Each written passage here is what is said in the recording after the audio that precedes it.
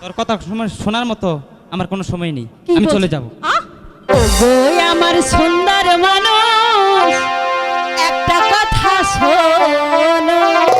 আর বলছি আরে ছাড়বো বই কি, ছাড়ার জন্য কি হাতটা ধরছি বলেন আপনারা?